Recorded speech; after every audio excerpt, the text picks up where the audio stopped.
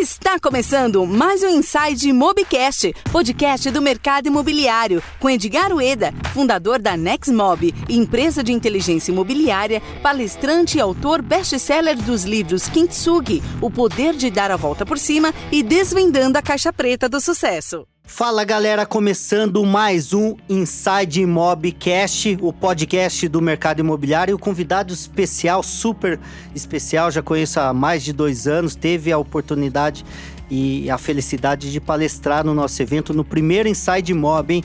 Luiz Gerabi, da Capitalis, seja muito bem-vindo e obrigado, pela sua presença. Eu que agradeço a participação, Edgar, fico muito feliz com o trabalho que você está fazendo. Eu acho muito importante a gente disseminar conteúdo relevante cada vez mais aí para o mercado, enfim, de forma mais específica, Então, parabéns aí pela iniciativa. A gente fala, Luiz, que nós temos muitos profissionais ainda amadores, Claro que não dá para generalizar, mas o mercado se qualifica pouco, E o mercado está retomando, aquecendo, e nós vamos falar do panorama. É importante esse profissionalismo, essa clareza, entendimento. Muita gente fala, mas não entende com profundidade. É isso que nós vamos falar. Luiz, o que você está esperando agora desse novo cenário, essa retomada dentro do nosso mercado? Legal. Eu acho que é uma pergunta super importante. Eu acho que está todo mundo animado, enfim, com tudo que tem acontecido com a economia. Eu acho que tem vários indicadores que ajudam, principalmente o mercado imobiliário. Eu acho que o principal deles, que todo mundo vem falando, é a taxa de juros, Então, com a Selic baixíssima, ela... Baixíssima perante o que nós tivemos. Exato. Então, você tem em 2016 aquela Selic que acabava impedindo, principalmente o financiamento imobiliário. Então, 14,25, agora a gente falando em 4,5 e talvez caia mais um pouquinho. Então, isso permite com que o empresário, principalmente do setor imobiliário, consiga linhas de financiamento muito mais atrativas para alavancar o seu negócio. E não só o empresário, mas como cliente final. Então, a ponta final, na aquisição do imóvel, é muito importante que você tenha uma taxa de juros competitiva para fomentar o negócio. Então, toda a cadeia ganha. Toda a cadeia. Então, essa amarração que tinha já está desamarrada, vamos falar assim. Então, o cenário muda muito, principalmente para o setor imobiliário. Mas, assim, tem algumas coisas ainda que precisam acontecer. Então, a gente teve a reforma da Previdência, que foi um grande avanço aí, principalmente para as contas públicas. Então, é também mais um fator muito positivo para o cenário macro. Aí eu brinco que é o seguinte, você tem um trem com vários vagões, Então, primeiro, taxa de juros comportada, ele está aqui na frente. Você tem inflação que vem também muito comportada, abaixo do centro da meta, que isso ajuda muito. Com uma inflação descontrolada, você acaba tendo um descasamento de preço em todos os setores, principalmente imobiliário, nos insumos que você tem na construção civil. Mas o último vagão, que é super importante para a retomada de vez, é o emprego, Então, é um que ainda não demonstrou, tem caído um pouco, desemprego, tem caído um pouquinho, mas é o último vagão que vai levar realmente aí a uma retomada forte do mercado imobiliário como um todo. O que a gente viu do metade do ano passado para cá? Várias incorporadoras já indo ao mercado fazer follow-on, então conseguiram levantar, se eu não me engano, ano passado, quase 6 bilhões em recursos fazendo follow-on, enfim, foi bem positivo isso para o setor. Então, entrou bastante dinheiro no caixa das incorporadoras. Você já vê São Paulo dando uma retomada importante em vendas de imóvel, desenvolvimento de novos projetos. Um movimento interessante, que ao mesmo tempo que tem que ter um pouco de preocupação, é o seguinte: você tem fundos imobiliários que captaram bastante recurso ao longo do ano passado. Então, a gente está falando que o ano passado você teve uma captação, se eu não me engano, de mais ou menos 36 bilhões de reais. 36 bilhões Isso. Arrecadados. Mas até uma pergunta interessante. Como a Capitalis, a sua empresa, é uma das maiores plataformas de crédito, e você é sírio-libanês, você entende muito bem de dinheiro, Construir os predinhos. Construir os predinhos, começa a construir. Como que tá essa percepção do investidor? O cara que coloca o dinheiro, ele tá realmente mais receptivo? Ele tá acreditando? Nós estamos falando de 12 bilhões em carteira, de gestão. A gente tem hoje, lá na Capitalis, a gente faz gestão de fundos de crédito próximo de 12 bi. Mas aí, só completando aquele raciocínio, então a gente falando dos fundos imobiliários, que aí captaram todo esse dinheiro. O que acontece é que eles captaram muito rápido esse recurso. Por quê? Selic a 4,5%, todo o dinheiro que estava de férias, né, tomando sol lá... Volta para o mercado. Volta a ter que suar. Então, claro. Esse dinheiro tem que ir primeiro ou o mercado imobiliário, o mais óbvio, né, o mercado imobiliário ou a bolsa, né? Então, você vê que, por exemplo, a bolsa Mas dobrou... o mercado imobiliário, perdão, é pelo lastro, né? Pelo lastro, Não tanto pelas só oportunidades, porque normalmente quando a taxa de juro cai, valoriza o imóvel. Então, Sim. o dinheiro já começa a correr para o mercado imobiliário. Eu tenho uma preocupação, porque é o seguinte, durante o período de crise, você teve pouca produção de ativos imobiliários. Então, você não teve muitos projetos. Com essa levantada de dinheiro rápida, você tem muito dinheiro à disposição, mas poucos projetos para investir. Então, você vê alguns fundos que ainda não têm um pipeline para investir, então pode ser que na correria faça algum investimento, né, para ter tirado caixa, então tem essa descompensação que precisa ser ajustada ainda, né? Foi muito rápido, porque eu falei de 36 bi, mas nos anos anteriores, eu acho que em 2018 você teve mais ou menos 15 bi só em fundo imobiliário. E nos anos anteriores, na média, nos 5 anos, foi nem 10 bi. Então, 35 é muito relevante para um pós-crise. Porque também foi um acumulado, né? Exato. O remanescente. Não saiu todo o dinheiro e foi acumulando. Exato. Então, tem muito recurso. Todo mundo fala hoje, os gestores que eu converso, todos estão com muito caixa e com escassez de ativo, né? Então tem essa descompensação aí que tá acontecendo. Mas então isso não é tão positivo pela sua leitura. É positivo porque você tem abundância de recursos. Então, pro mercado imobiliário é bom. Eu até brinco, você tá na Faria Lima e você fala que você tem um recebível imobiliário, chove e cai da janela a proposta pra cima de você. Então, na verdade, é positivo pro setor, né? Então você tem à disposição diversas linhas de funding. Pegando até nessa contramão, ainda existe claro que tem a diligência e a burocracia da análise, né? Mas ficou mais leve isso, porque antes você tinha também a questão do produto, né? Os recebíveis, né? Os empreendimentos para securitizar, principalmente os loteamentos, mas era tão burocrático que não viabilizava, não fechava, não dava certo, né? Como que tá esse cenário ainda? Continua desse jeito? Eu enxergo de outra forma. Eu acho que sempre vai ser burocrático. Sim. Mas anteriormente o mercado não estava preparado para isso. Então acho que houve uma educação principalmente dos loteadores. Não tinha experiência, Não tinha experiência. Não então, tinha experiência, o que eu vejo hoje conversando, porque a Capitalis ela atua a nível nacional e eu não tenho restrição regional, eu não tenho restrição de tamanho de incorporador, isso loteador. É legal. A gente acaba criando oportunidades de funding, de crédito para o mercado como um todo. E aí, hoje é engraçado, porque quando eu vou falar com até um loteador pequeno, uma localidade não tão óbvia, ele já tá mais preparado, ele entende o que o mercado, o que a Faria Lima pede, né? Então, você tem que ter uma preparação da sua carteira, você tem que estar com os números financeiros mais apurados, você tem que ter a documentação de aprovação do seu projeto bem guardada ali, porque às vezes eu chegava lá atrás, sei lá, 6 anos atrás, chegava para falar, o cara não sabia onde estava a aprovação, ia falar da carteira, como é que é o seu controle? Putz, eu faço ali de forma manual.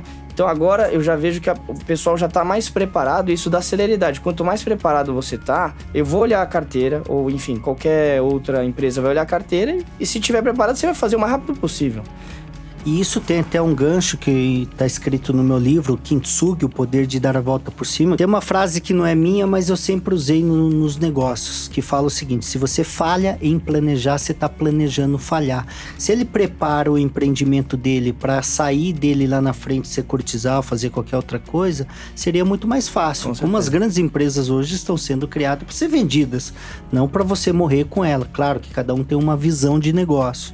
Mas é importante isso. E depois, mais para frente, eu queria então que você desse um overview, como se fosse um checklist basicão. Tá bom. Então, como começar de forma jamais preparada para que, se um dia eu vou bater em alguma empresa e for precisar do dinheiro, ele já está preparado. Né? Não, perfeito. Qual que é a diferença básica, claro, de uma forma, e como se preparar para você já entrar de forma correta? Não, perfeito. Eu acho que hoje, existem empresas como a Certificadora de Créditos Imobiliários, que é uma empresa que ela, na verdade, ela ajuda o mercado de capitais ou mercado financeiro ficar mais próximo desse mercado de loteadoras e incorporadoras.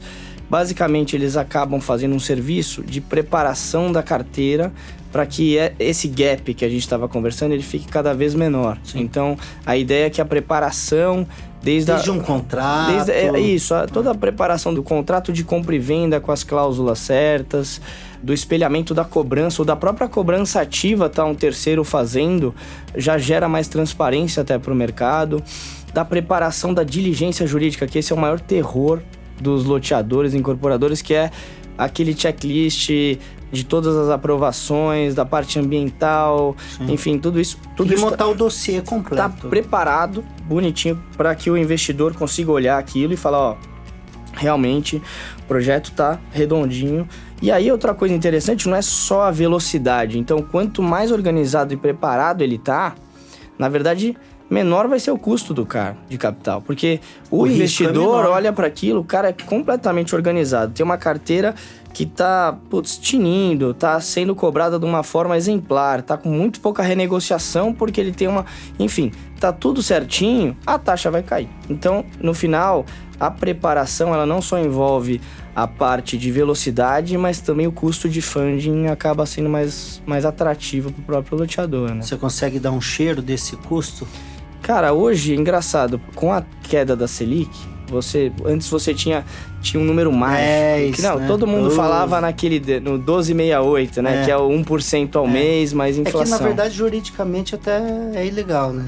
É 0,94, 90... que dá os 12. Né? Mas eu digo na hora de fazer a operação. Isso é cobrado, na hora que você traz a valor presente, pouco mais que isso, dependendo do estágio do projeto. Sim. Então, se você está com um projeto em obra, tem um prêmio. Né? Então você tem um prêmio ainda de entrega daquele empreendimento. Que é o performado ou não. Se ele tá na planta, mas falavam, não sei se é verdade, melhor do que você para falar, que quando o empreendimento ele não estava performado, era quase zero a possibilidade dele conseguir securitizar. É uma verdade isso? Não. Na verdade, hoje... Vocês já fizeram operação? A maioria das operações que eu faço hoje são empreendimentos em obra.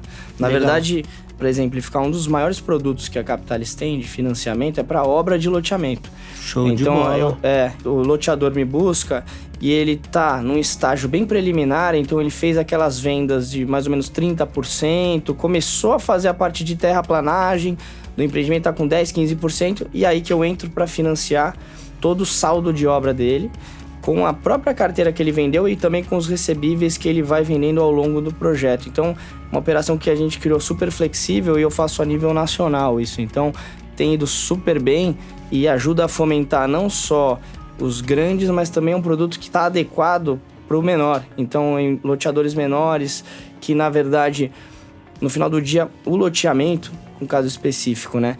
Ele tem um descasamento muito grande de caixa. Claro. Então você vende em 180 e tem que entregar a obra em 48, 36. Ponto de equilíbrio, break-even vai lá 7 anos, dependendo da entrada. E outra coisa, o loteamento, só para exemplificar, ele tem uma margem muito alta. Então, um projeto de loteamento, você tem margem de 30% a 50%. Enquanto em incorporação, a mais apertada é 15%, 20%. Então, isso a gente tá falando do VPL. Se ele fosse administrar a carteira, ele faria também, então, muito mais dinheiro. Exato. Né? Então, se você, com uma margem alta, você consegue ter um financiamento adequado, o retorno sobre o seu capital empregado naquele projeto é muito alto. Então, é isso que a gente mostra, às vezes, até de forma educativa pro loteador, não que eu só queira fazer aquela operação. Fala, olha aqui, mostra sua conta, olha aqui, com o financiamento, o retorno sobre o seu investimento é muito mais alto, você consegue fazer 3 projetos ao mesmo tempo em vez de fazer Exato.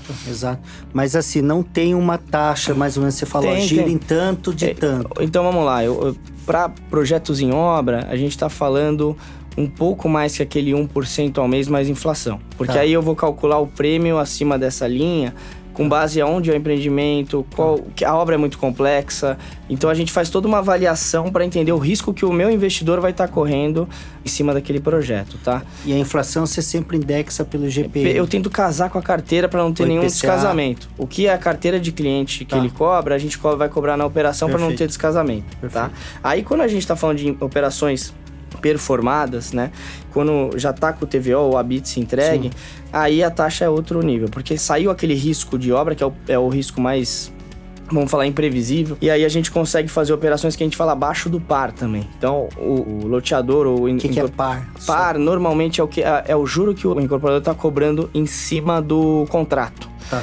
Então, se ele está cobrando, que nem você falou, 12% ao ano mais inflação, nós já estamos vendo algumas operações boas que estão saindo abaixo desses 12%. Então, na verdade, quando você traz a valor presente, ele ganha mais dinheiro até do que se eu trouxesse ao par, ia ser o valor presente exato. Quando eu trago a 10, ele ganha mais dinheiro ainda em cima daquele negócio. Então, pela queda da Selic, pela qualidade dos empreendimentos que às vezes aparecem pra gente, a gente consegue entregar algo melhor, enfim. Claro. Né? Outra coisa importante, nós lá da Capitais, o que a gente enxergou de diferente também, que a gente vem trabalhando há muito tempo? A gente percebe que a securitização, propriamente dita, ela funciona bem, mas ela funciona para carteiras um pouco maiores. Porque a securitização ela envolve vários custos fixos, que eles precisam estar lá, que quando você vai fazer uma operação de 3 milhões, 5 milhões, o custo fixo encarece muito e a taxa fica muito cara. O que eu fiz lá na Capitais? O que a gente fez? A gente criou um produto análogo à securitização. Então, eu compro essa carteira direto de um veículo meu, sem nenhum desses custos fixos da securitização. Então, eu trago a valor presente sem precisar emitir um CRI, sem precisar de toda essa roupagem que tem na operação. E aí, eu possibilitei que vários loteadores menores, com carteiras menores, possam adiantar esse fluxo para fazer. Então, para empreendimentos pequenos, você vai por essa linha. Tem você essa criou solução. Um nome ou não?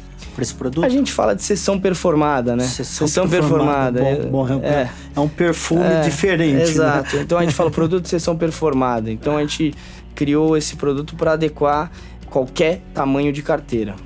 Show de bola, Luiz. E uma coisa interessante, até nessa fase ainda da preparação. A indexação do tipo da tabela, isso interfere também? Por exemplo, loteamento, principalmente Norte, Nordeste, ainda usa aquela SACOC ou SACRE, né? Que é aquela crescente, você tem a price linear.